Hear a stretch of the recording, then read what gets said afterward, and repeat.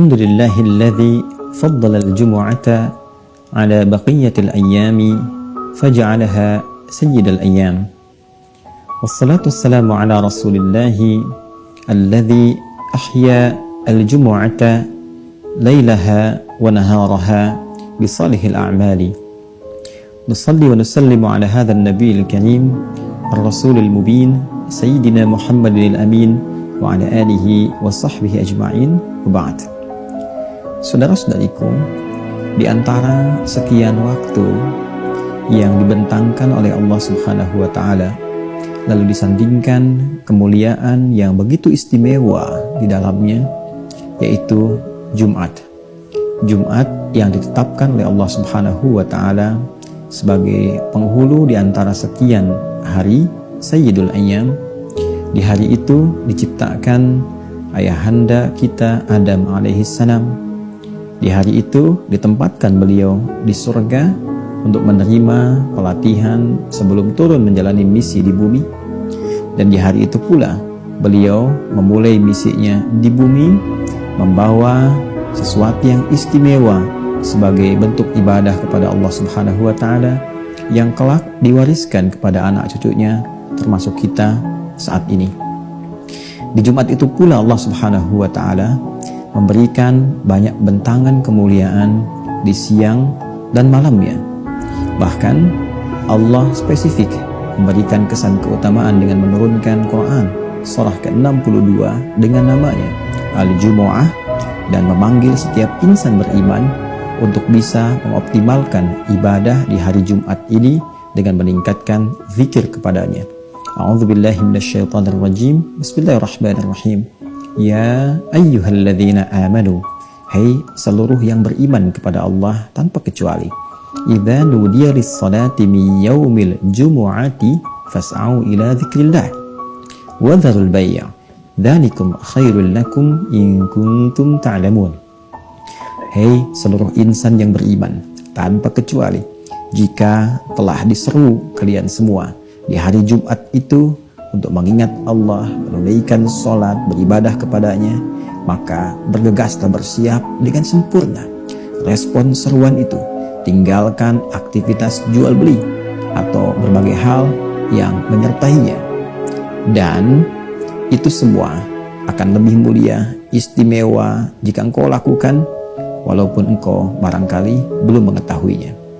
Saudara-saudariku, untuk menyempurnakan kemuliaan-kemuliaan yang dimaksudkan, Nabi SAW bahkan merinci malamnya, siangnya, bahkan 24 jamnya dengan bentangan amal soleh yang mungkin kita optimalkan.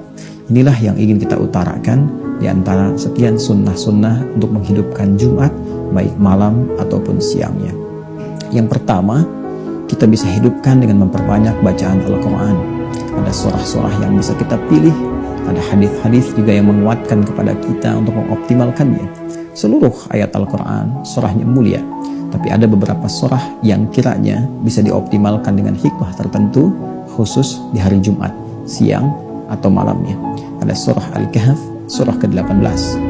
Ada surah Yasin, pun demikian dengan surah As-Saffat.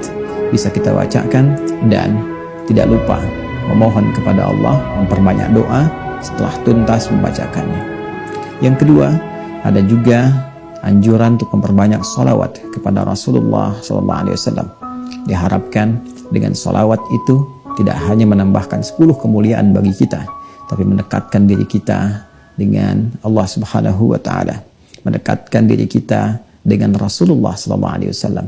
Kedekatan kepada Allah dan Rasulnya ini yang akan memberikan jaminan kebahagiaan abadi, baik dunia ataupun di akhirat.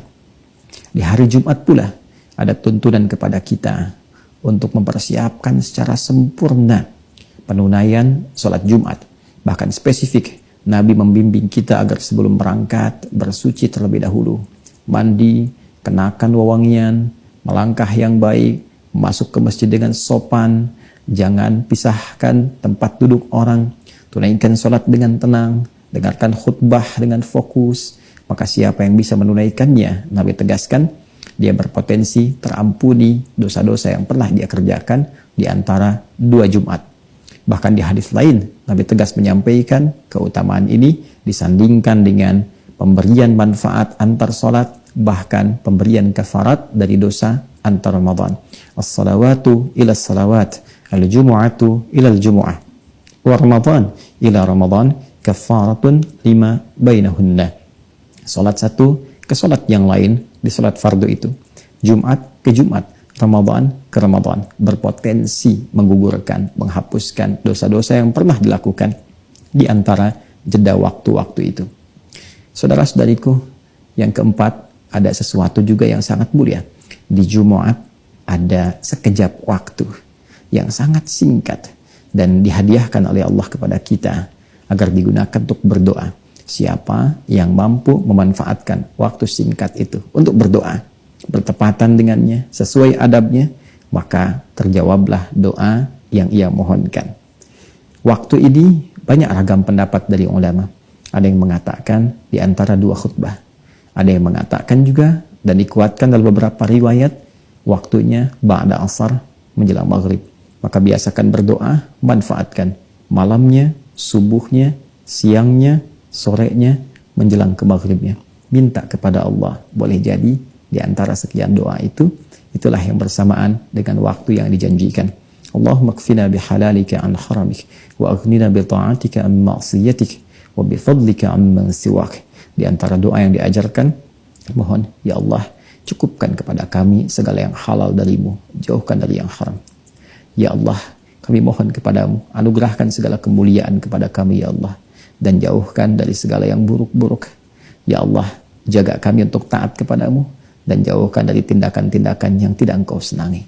Dan yang terakhir, untuk meraih keberkahan di Jumat itu, yang kelima juga dianjurkan untuk memperbanyak sedekah, baik berupa harta benda, dengan uang misalnya, atau bisa jadi dengan makanan, pakaian, atau apapun yang kiranya baik untuk bisa dibagi sebagai gambaran ketaatan kita kepada Allah Subhanahu wa Ta'ala.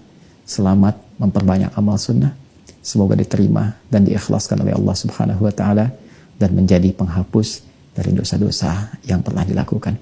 Allahumma taqabbal minna innaka antas sami'ul alim wa tub 'alaina innaka antat tawwabur rahim.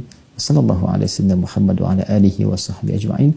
Wa akhiru da'wana alhamdulillahi rabbil alamin. Assalamualaikum warahmatullahi wabarakatuh.